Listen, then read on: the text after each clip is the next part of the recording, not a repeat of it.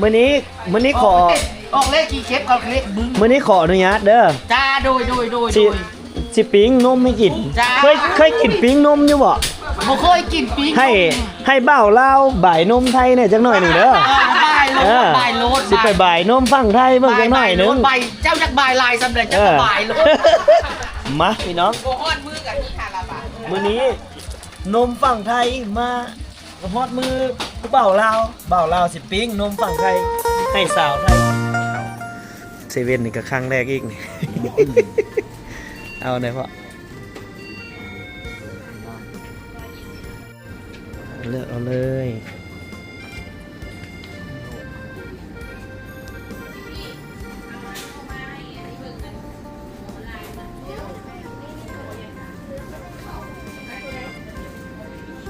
ไม้เขียวเอาเด้อนอนมันค่ำเด้อพอเท่าบ่ฮู้เลือกแล้วนี่เอานมบ่เท่านี้เอานมให้พ่อเท่าหน่อยเลือกนมให้พ่อเท่านะ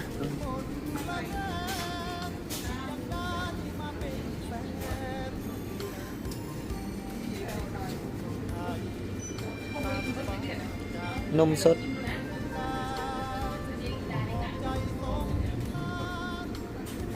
ไปเอาไปจ่ายเงินอยู่คุณก่อนไอ้เด้ไอ้เอาอย่างบ่พวกเอาไปร่วมๆกันกำลังอ้นจ่ายบัตรเดียวเลาะเซเว่นพี่น้องพอเท่ากับหากะเข้าเซเว่นเทื่อทบิดน้องน้ำมันหลายเทื่อแล้วน้องน้ำนี่เก็บเอาได้น้องน้ำนี่ได้บ่เอาได้เครื่องเล่นได้เลยอันนี้ไปไปคิดเงินอันเดียว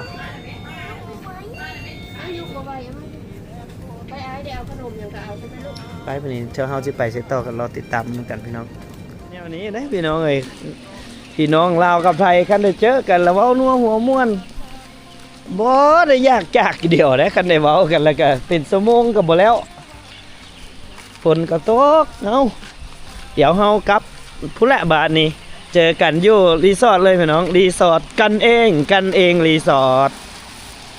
ไป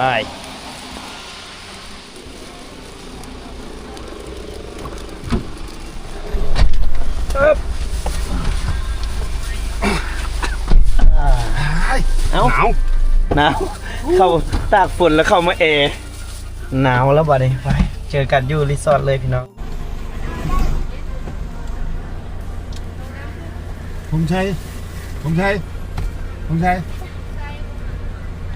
สาวเบิ่งอยู่ก็มาจีบกินหนมบ่ครับคือบ่ว่าโอ้ยบ่ได้ใจลุงเลย สาวผู้ไทยแนมแล้วแนมอีกอยู่แต่นี่มันคุยน้ำเพิ่นนั่งก้มหน้าอยู่แม่นสิได้เมียไทยกับเขาแม่น้องน้ำยิ้มนี่แหละถอนเงินให้เพื่อนแล้วเพื่อนยิ้มเนี่ยยิ้มแก้มฉีกสีหน้าโคตรละโยกเลยเนาะกับตอนตอนไปพระธาตุเรนูแล้วก็พระธาตุพนม60 บาท60 บาทนั่นแหละไปบูชาดอกไม้แล้วดิก็เลยมีเงินให้อยู่ประเทศไทยโดยที่บ่มีเงินติดตัวสักบาทเนี่ยอยู่บ่มีเงินลาวแต่มันใจบ่ได้เงินลาวใจได้อยู่นอกจากแรกกับอ้ายแรกกับเพิ่นเก่าไปใช้อยู่ลาวเขาได้เท่าไหร่เดี๋ยวนี้1,000ได้จากแสน600,000ปลายบ่ว้าว700,000 ละต่อสถานีต่อไป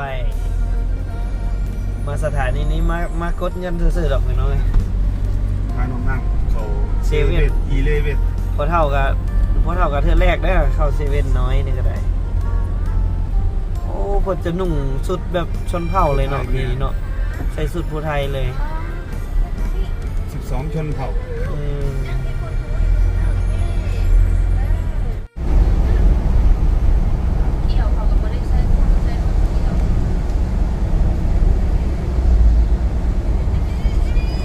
าบ่มีเวียกมันวะเฮา ขี่รถเบิ่งหน้า ขี่รถเบิ่งหน้าขี่เลาะทางไปนา คุณน่ะเข้าเหลือครับ ยังบ่เกี่ยวกับนี้เนาะทางนี้จะเป็นหน้าให้ใหญ่เบิดเป็นทุ่งเพียงเบิดเลยเพิ่นสิใช้รถเกี่ยวเพิ่นสิใช้รถเกี่ยวจนเป็น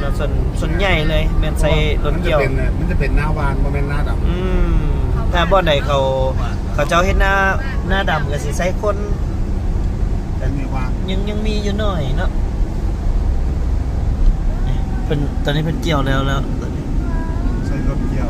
ใส่รถเกี่ยวจนเบิดเลยโอ้นี่คือทุ่งนาอยู่ที่จังหวัดนครพนมอยู่ทางฝั่งลาวก็ส่วนใหญ่ก็สิใช้คนดำใช้ให้งานคนยังเกี่ยวมืออยู่เพราะว่ามันน่าจะอยู่ทางนั้นน่าจะเกิดย้อนนาคนแต่ละเจ้าก็สิมีหน้าน้อยแล้วก็พื้นที่บ่หาเพียงก็เลยเฮ็ดเป็นหน้ากระจอกกระแจกน้อยๆนะถ้าใช้รถเกี่ยวไปเกี่ยวมันก็บ่เหมาะสมมันก็เลยใช้ให้งานคนเกี่ยวส่วนใหญ่เลยอำเภอป่าบางว่าติโอ้มีมุมให้เบิ่งอีก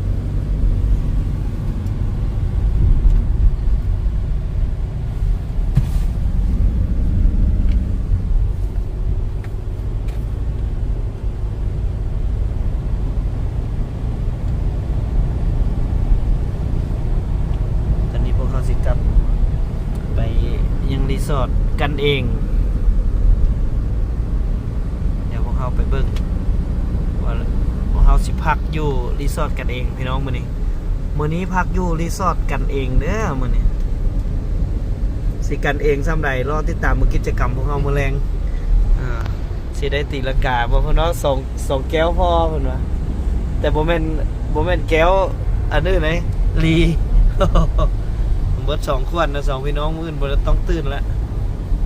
นอนต่อ ไปทางไหน บ่ได้ไปทางใดละ ตื่นแต่เช้าได้ เข้าแล้วเด้อเข้ารีสอร์ทแล้วนะบาทนี่เด้อ ไปน้ำถูกโทรศัพท์เนี่ย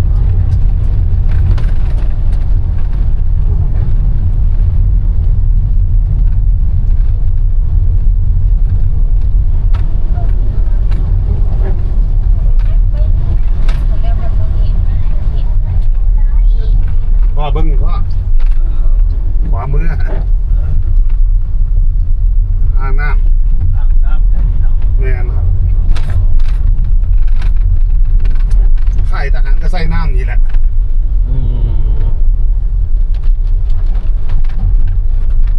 มันเฮ็ดอ่าง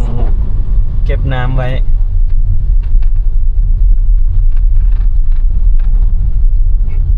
สุ่มเย็นขนาดพี่น้องมาช่วงนี้ฝนตกพายุเข้า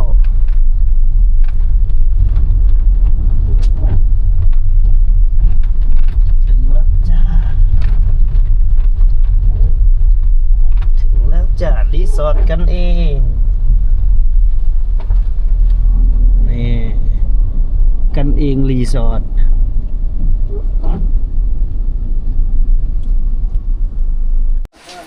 สวัสดีคุณตาก่อนนี่ไปใกล้ๆคุณตาเด้ไปใกล้ๆคุณตาเด้ สบายดีค่ะสบายดี สบายดีคุณตาสบายเห็นบ่มาสุดก่อนบ่ได้มาเด้บัดนี้น่ะ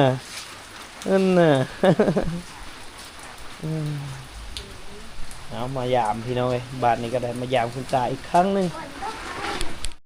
ไปใช้มีอย่างให้คุณตา เสื้อ เสื้อตัวหนึงอันนี้เบิ่งพี่ทัตตีได้ XL นี่ได้บ่พี่ ได้ ลองมึงดู ผมเตียงคำบอก แม่น นี่เลยพี่ตกกะ น้อยก็ไม่ คันมันน้อยต้องได้รอ 2XL ได้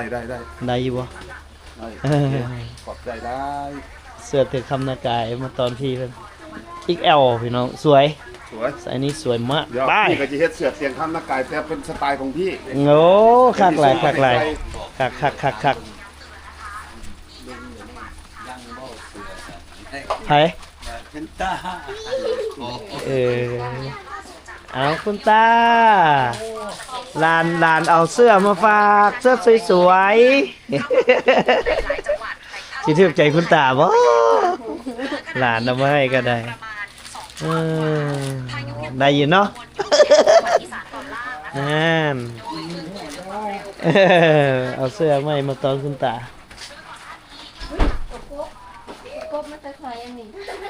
อ้าว ตัวกบ เครียดตะปาด เกลียดว่ะ เครียดตะปาดอันนี้เครียดตะปาดเลขอันนี้บ่สิออกนี่ฮะเลขนี้บ่สิออกเอารอบค่ำพี่น้องรอบค่ำพี่ตอนหับเนาะทางเอื้อยทางอายตอนหับโอ้ยขอบคุณหลายๆสอกไอ้น้องหมดไปเลยเด้อ1แบน เอาพี่น้องไอ้ตอนค่ำของเขากะ บ่แม่น1แบรนด์เด้ ดีใจ 1กลุ่ม 1กลม 1กลุ่ม มันกลมมันกลมมันกลม ผมเนาะนี่บ่แม่นแบน บ่แม่น กลม บ้านข่อยเอิ้น1เหลี่ยม คันบ้านค่อยละ1แก้ว 1แก้วเป็นความ แก้วอันนี้ละ1จอกอันนี้ชนมักชนนี่ขอบคุณหลายๆนี่เด้อพี่น้องเอ้ยอันนี้นี่คือเพราะนี่คือที่นี่กันเองเนาะเวลาพวกเรามานี่ก็คือแวะมาเด้อทางกันเองรีสอร์ทพี่น้องทางฝั่งลาวเฮาก็ตามเนาะถ้าว่าข้ามมานี่หาที่พักบ่ได้คือมาที่นี่เลยกันเองรีสอร์ทราคากันเอง400บ่400 บาทถือว่าในนครพนมนี่หายากแล้วห้อง400ห้อง400ถึกสุดเลยเนาะ กลางคืนชั่วคราว200 ค่าดีติดน้ำ หรือว่าถ้ามากันเองรีสอร์ทถ้าบ่มีเงินอีหลีกะเปมีให้นอน นอนถ่าย อันนั้นแหละ1,000เพราะว่าตากอากาศเด้เนาะบ่ตากอากาศเด้ตากอากาศกับตากแอร์มันต่างกันเด้ตากแอร์นี่คืนละ400แต่ว่าถ้านอนเปตากอากาศบริสุทธิ์มันแพงหายาก 1,000 บาทต่อ1คืนกันเองได้นี่ คนกันเองถ้าแขกทั่วไปก็เอา400ถ้าคนกันเองก็ 1,000 บาทเนาะคล้ายๆนี่คล้ายๆครับพูดแหละทางเจ้กุ้งตำแซ่บนี่เจ้กุ้งตำแซ่บนี่ก็ครกหนึง40 บาท อันนี้คือแขกทั่วไป ถ้าคนกันเองคือ500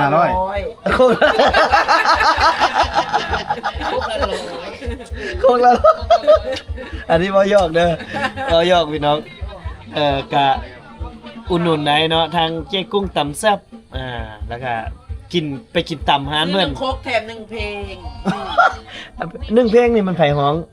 เจ้าของร้าน เจ๊กุ้งนี่แหละเจ๊กุ้งเขาเองคนอื่นฮ้องบ่ได้แม่นบ่ บ่ได้เพราะว่าห้องบ่ม่วนน้ำเพิ่น มื้อนี้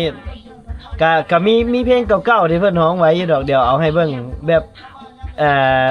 เอาให้เบิ่งเป็นตัวอย่างพี่น้องมีอยู่ยังอยู่เดี๋ยวบ่เตียงคำขึ้น ร้องให้ฟังไหม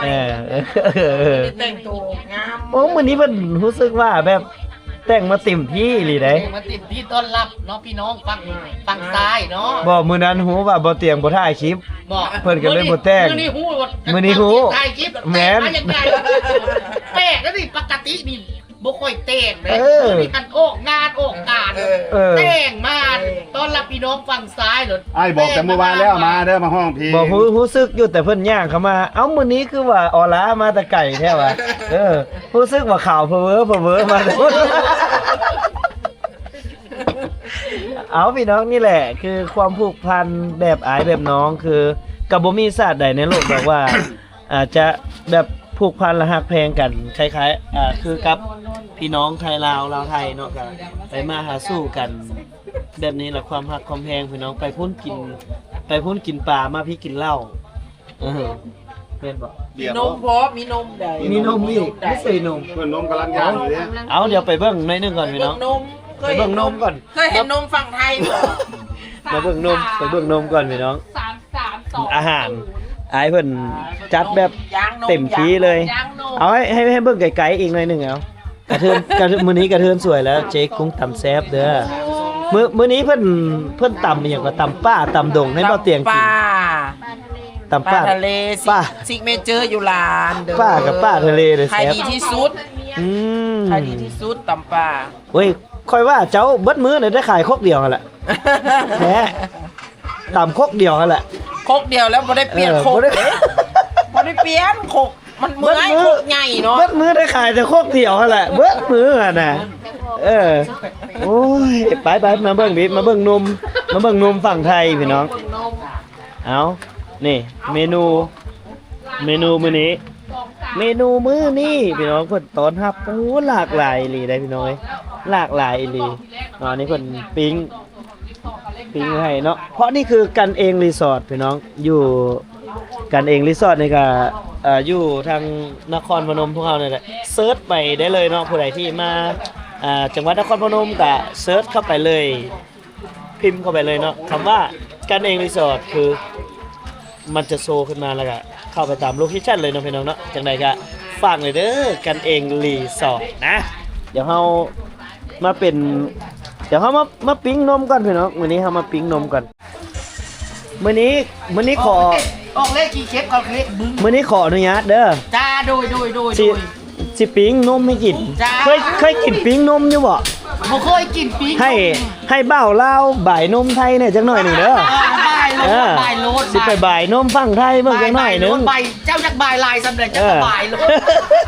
มาพี่น้อง โอ้ฮอดมือกับนี่ค่ะละบาท มื้อนี้นมฝั่งไทยมาฮอดมือบ่าวลาวสิปิ้งนมฝั่งไทยให้สาวไทยกินนะนมแท้ๆเลยพี่น้องนี่นมหมูบ่นมงัวพี่น้องติดแต่แซ่บอีหลีเนาะเยิ้มแต่แซ่บมามื้อนี้ครับเป็นเซฟกระทะหัว มื้อนี้เดี๋ยวเป็นเซฟจังหน่อยหนึงเนาะก็ความดีใจพี่น้องเอ้ยคือมานี่ยอมรับว่าคล้ายๆกับไอ้น้องบ่แม่นคล้ายๆแหละความรู้สึกนี่คือเป็นอ้ายเป็นน้องกันเนาะคือพี่ทาตีนี่เวลาที่บ่เตรียมจะข้ามมานครพนมนี่คือเสร็จปุ๊บตอบปั๊บรวดได้แล้วก็บ่มีจักเจ้าพี่ไม่ว่าง อันนี้ก็คือต้อง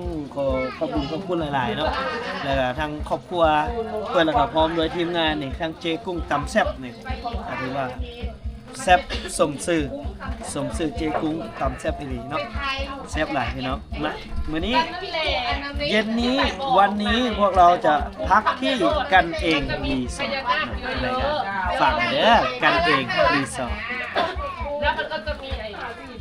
ท้าวเวสสุวรรณใหญ่ๆนั่นน่ะที่แต่พูดน่ะที่ทวี ใส่เสื้อรีบ้านให้ไอ้เบิ่งดู โอ้ยมักเลยนี่น่ะ จะไปหรือยัง อ๋อแต่มีลายสก๊อตแฮกคักเลยพี่น้อง รี มั ไว้ กเลย รี แบบ ไว้ รีไว สวยงาม เท่หรอกนั่นนี่ เฮ้เฮ้ เราต้องตามสไตล์ผู้บ่าวเลยในโซเชียล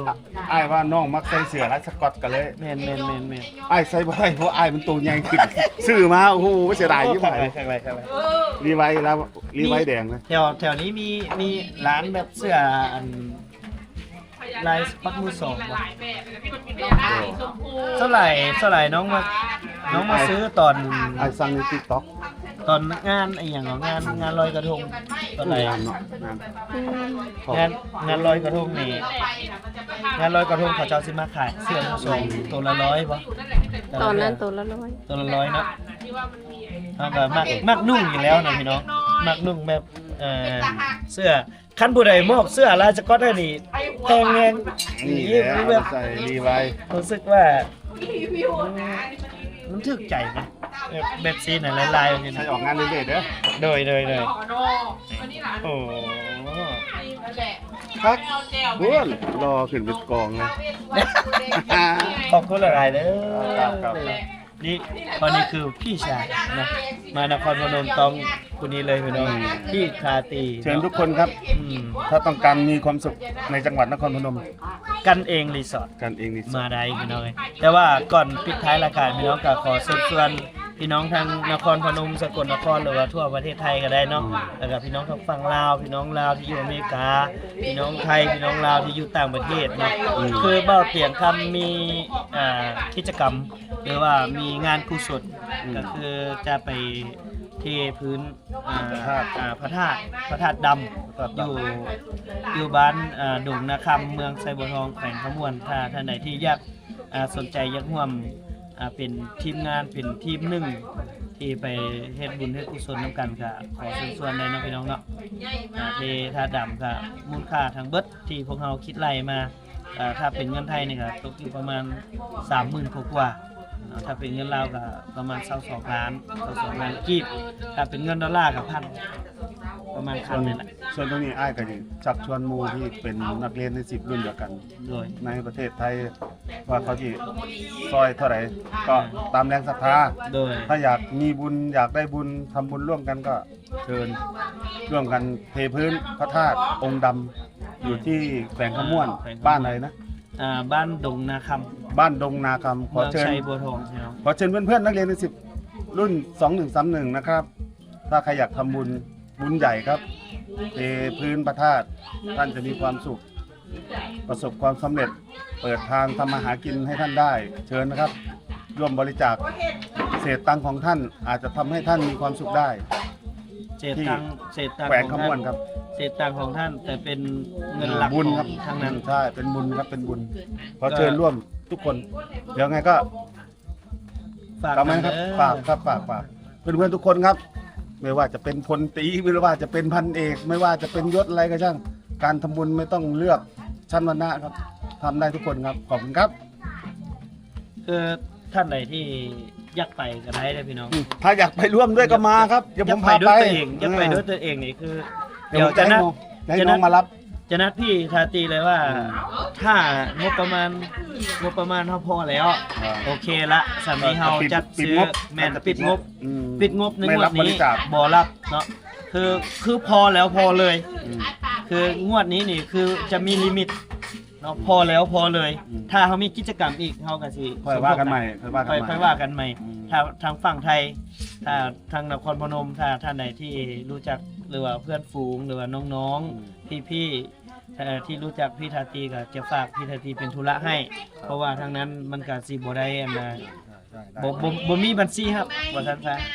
ถ้าทางนี้ก็สิถ้าใดที่อยากร่วมก็ติดต่อพี่ทาตีไปเลยก็สินะร่วมกันแล้วกันหรือว่าอยากไป บริจาคมาผมสามารถแจ้งยอดได้ ผมจะสรุปยอดให้ว่าใครบริจาคเท่าไหร่แล้วเงินที่ได้มาผมจะโอนให้ทางน้องเขาไปจัดการ เอาไปนำกันเลย ไม่แน่ผมอาจจะไปด้วยหรือใครอยากไปด้วย อยากให้ บผม ไปอยากให้ ก็ ไป มาที่นครพนมเดี๋ยวผมรถตู้ไปรับที่สนามบิน อยากให้ แล้วก็ไปด้วยกัน อยากให้แบบ เข้าใจตรงกันนะค เป็น รับ ขบวนเนาะเอาเดี๋ยวสำหรับ EP นี้สำหรับค่ำคืนนี้ก็ขอขอบคุณทั้งพี่ทาตีเด้อต้อนรับทางที่พักอาหารการกินแล้วก็ภรรยาของเพิ่นทั้งรวมทั้งครอบครัวของเพิ่นน่ารักทุกคนพี่น้องนครพนมโดยเฉพาะแม่นเจ๊กุ้งต่ำชับน่ารักนะฮะมื้อนี้เพิ่นแต่งตัวมางามอีหลีเดี๋ยวพวกเราสิปิดท้ายละกันด้วย ฟังเสียง ปิ้งนมเด้อพี่น้องแล้วก็เสียงเพลงเพราะๆ จากเจ๊กุ้ง จากเจ๊กุ้งต่ำแซ่บเด้อสบายดี สบายดีบ๊ายบาย คำสัญญาเคยบอกน้องว่าสิพาน้องยาเริ่มต้นกันด้วยความหวังแต่ก็พังด้วยความเป็นจริงฝันเอาไว้ที่ปลายฟ้าแต่โชคชะตาให้อยู่บนดินน้องตามหาทั่วงานก็บ่เห็นยอมทำใจเย็นๆก็ยังบ่เห็นนายสอบถามคนอื่นเขาบอกบ่เห็นพี่ชายก่อนเจ็บใจร้ายแต่เจ้าจนสายบ่เห็นได้มาบ้านพี่สิงน้องก็ยังตามหาเลี้ยวไปจังจริงจังก็ยังเรียนหาบ่พอเจ็บใจเธอได้จนว่ายังสีหน้าตะเกียบจะรอหาบ่อยากเห็นพัดมาพอ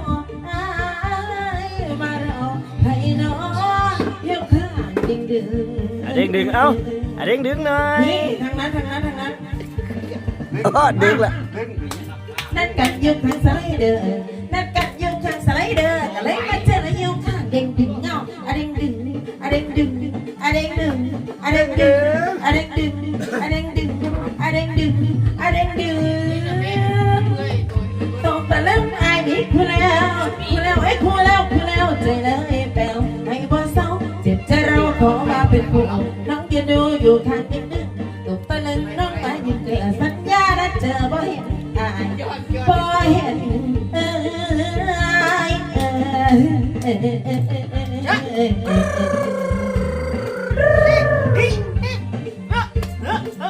สิเอาเลี้ยวซ้ำเลย แม่น ก็มีก็เลี้ยวเลย อันนี้จะหายใจบ่ทัน หายใจนักโบราณอยู่ คนเต้นมันบ่